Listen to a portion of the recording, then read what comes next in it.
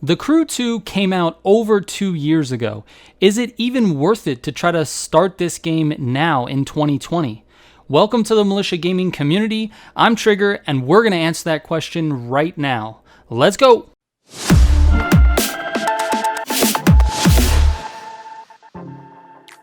I'm giving away an Xbox Series X to one of my subs this holiday season. Click the giveaway video link in the description or in the top right of this video now to watch the video and enter the giveaway. Just being a sub will not automatically put you in the giveaway, you must officially enter. So go watch that video, enter, and then come back to this one. Good luck! So like I said in the intro, The Crew 2 released in 2018. So why now are we talking about possibly starting this game? Well, players who haven't tried The Crew 2 seem to be a little bit bored with their existing racing games. And since The Crew 2 actually operates in the arcade racing area, you're talking about comparing it with games like Need for Speed Heat. And Need for Speed Heat is not getting any more updates. And so we all need something that's going to carry us over to the next Need for Speed title. And this game is getting updates from the devs constantly. Which leads me into the next question. Do the developers still support the game? Yes, 100% yes. This game gets weekly, monthly, and quarterly updates. And the updates include new vehicles, new ways to race, new live events to participate in for rewards and other bonuses, and new daily contracts. So we're talking about daily, weekly, monthly, and quarterly updates. The devs are working extremely hard to keep this game updated all the time. There's actually a scheduled DLC update that's coming in November, which is nearly 2.5 years after this game was released. So if you want developer support for a game that you like playing, this game is for you. What is there to do in The Crew 2? Well, there's a long list of things to do, but it includes upgrading vehicles in 16 different classes. We're talking about 16 different ways to race, including street racing, drifting, drag racing, boat racing, pro circuit racing, dirt bike racing, monster truck racing. I mean, there's like a ton of different classes to race in this game. Now, in each of those 16 different classes, you have the ability to customize your vehicle. You can pro tune all of your cars for better handling, and there are hundreds of events across the entire map for all of these different classes. There's also boss battles for each of the 4 disciplines. And there's player progression that goes way beyond anything you can get in, say, Need for Speed Heat. There's almost 10,000 levels of progression in this game. Along with that, it actually has true PvP with matchmaking and leaderboards for every single race. When you pull up on a race and you're getting ready to start that event, you can see right on the race screen who the leader is for the world record and what their time or their points record is.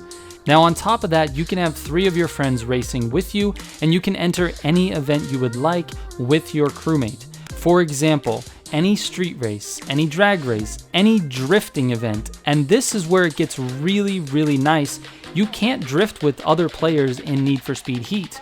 You can definitely do it here in The Crew 2. However, your friend will have sort of a ghost car that doesn't allow you guys to run into each other. So it's been designed very well and well thought out. You can still see them, but they won't hit you and you can't hit them, messing up any of your combos or your drifts. Now on top of that, I said it before, but there are daily contracts. Those are daily things to do in order to gain followers, gain CC, or gain money. And then lastly, I think this is the biggest thing that this game has done, and that is the weekly live summit. Every single week, there is a different live summit, and the live summit is a series of 9 different events that require certain vehicles to participate in. You get points for each of those events, and then you are ranked amongst all of the other players on your platform. And the reward is anything from followers, which is the crew's way to level up, to legendary boosted parts and nitrous styles or full-on cars. So depending on what rank you are at the end of the weekly live summit, will give you a different reward or series of rewards. And on the Live Summit page, you can see what the upcoming events are. Now, it doesn't tell you which cars you're gonna need, but it does give you an idea of sort of the theme for that week. Now, during that week, you have the ability to go to the store and pick up a bundle. That bundle contains all of the vehicles you will need for this week's Live Summit. So if you don't have any of those cars, you can get a discount on all of them for that week. And then it's your job to upgrade those cars and tune those cars every single week so that you can compete in the Live Summit. This is insane. This provides weeks and weeks and weeks and months worth of content. I mean, you could be playing this weekly Live Summit every single week, trying to increase your followers and your rating. It also helps you level up your character. I mean, there are 10,000 levels to level up through. You need all of these followers from these weekly Live Summits in order to level up. So there is a ton to do in the Crew 2. And that brings me to the next question. How does this game compare to Need for Speed Heat? Now, I know a lot of the audience that I have here on YouTube came from Need for Speed Heat, so I thought it would only be fair to compare these games directly. The Crew 2 feels much more arcadey than other racing games, but the street racing is kind of similar to Need for Speed Heat. Now, each of the games have a different handling model, but it's really arcadey on both platforms. It's obvious though that the devs of the Crew 2 were looking to make that game as fun to play as possible and not necessarily looking to make it realistic. Need for Speed Heat, on the other hand, has a very realistic look, but a very arcade feel. Races in the Crew 2 have designed shortcuts that are kind of semi-hidden, and they're really fun to try to find and figure out as you're doing these races. Need for Speed Heat has no designed shortcuts. Now, there are cuts in those races, but you have to find them yourselves, and then also you kind of have to go off-road or off the beaten path. The Crew 2 does a great job at sort of hiding or camouflaging these shortcuts, but the shortcuts are designed. They specifically put them in the races, and you can tell because there will be a jump or some sort of alleyway that you can go through and cut off an entire corner of the racetrack. I mean, it's really designed. There's designed shortcuts in the Crew 2, and Need for Speed Heat does not have any of that. Also, the Crew 2 world feels alive. There are people walking around on the streets, there's animals running across the road, there are planes flying through the air.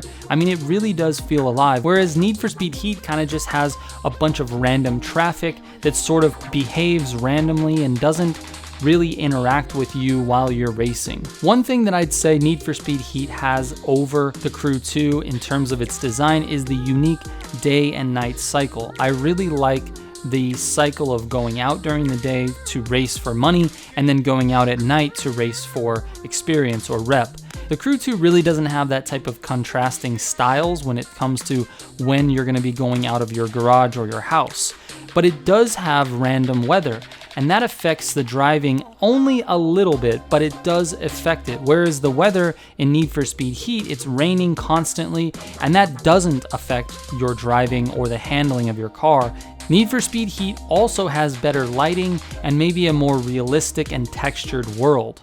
The Crew 2 is fairly flat. I don't know exactly how to describe it, but flat seems to be the right word. It's just not as textured, not as realistic as the world in Need for Speed Heat. Now, that being said, the cars look great in the Crew. There's nothing wrong with the car models.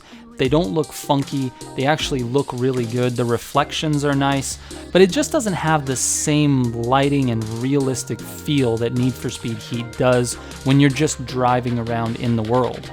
It's fair to say that Need for Speed Heat looks better, but it is a close call. Keep in mind, the Crew 2 was released nearly a year and a half before Need for Speed Heat, so the difference is really understandable. They started the development cycle way ahead of when Need for Speed Heat was being developed, so it's kind of understandable that it just doesn't look as good as Need for Speed Heat does. The Crew 2 is a far deeper game in terms of content. It has a lot to do, and every single week there's something new to be doing, right? If you don't have any of the weekly live summit cars, which there's a good chance you don't, you have to get those cars, you have to upgrade those cars, and you have to try to tune them so that they race well before you go and compete in the weekly live summit. I mean, that alone provides hours and hours of playtime. And Need for Speed Heat really doesn't have any new content since the DLC was released in March of 2020, and that was just a couple of cars with a couple of like mini storylines to follow with challenges on those 2 cars. I mean, it really just doesn't have the same type of depth in terms of content. And the Crew 2 is getting support, like I said, every single week, month, and quarter. Although the Crew 2 has a very large selection of street races, its focus is really on providing a variety of race disciplines to keep you engaged and having fun. It has 16 different types of racing in the game, like I mentioned earlier, and Need for Speed Heat really only has street racing, drifting, and off-road racing. I mean, there's not really anything beyond that. It doesn't even really have any type of drag racing, any true drag racing. So you can see how much deeper the Crew 2 is compared to Need for Speed Heat. What is unique about the Crew 2? Well, the ability to race 16 different vehicle types is really unique. I mean, you can race anything from just like a basic street racing car all the way up to a plane, a boat, a hovercraft. I mean, there's all kinds of different vehicle types to be racing in this game, including monster trucks and off-road cars and other trucks. I mean, it's just insane the variety, I should say, of vehicle types in the Crew 2. And that's something that's very unique. The other thing that I really love about the game is its map. It has an amazing 3D to 2D map with crazy fast traveling to events. You can pull up the map, go to an event, and click enter, and within a matter of seconds, you will be at the doorstep of that event and can start that event. It is so fast, and you can fast travel anywhere on the map as long as it's to some sort of event. You can obviously tell that the developers really wanted a fun-first approach. Their goal in this game was to make it fun. Every single racing discipline that you play, you look at it and go, this is actually fun to do. You don't worry about jumping off a ramp and landing on a building and flipping your car because it's fun to do those things. It's fun in a race to be able to control your NOS rather than have to press the NOS button and let the bottle completely empty. It's fun to be able to run over street vendors that are just on the sidewalk and watch them scatter. It's fun to see animals running across the road at you when you're going through a forest. It's fun to do these things. It's fun to take shortcuts in races. So I really think that the developers of the Crew 2 really wanted that fun-first approach, and every decision that they've made about this game is really about having fun, more so than it is about making it feel realistic or making it competitive or making it whatever. But fun is the top priority, and it's obvious from the start. So finally, is it a good idea to start the Crew 2 in 2020? And my answer is overwhelmingly yes. I encourage anyone who hasn't given the game a try to watch more content on it, take a look at my latest streams featuring the Crew 2, and make a decision for yourself. But I'm having a blast with this game, and I want more people to experience it. So if you're currently playing the Crew 2 and feel like I've missed something, please leave a comment down below for the people who have not. I want to help as many people as possible, and all of your feedback is welcome. Thank you so much for checking out one of my videos. To connect with me outside of YouTube, make sure you join our Discord by clicking the invite link in the description down below. And also, my DMs are always open. Hit me up on Instagram or Twitter anytime. I'll get back to you as soon as I can. As always, shout out to the Militia subs. You guys are the best. And thanks for watching. Trigger out.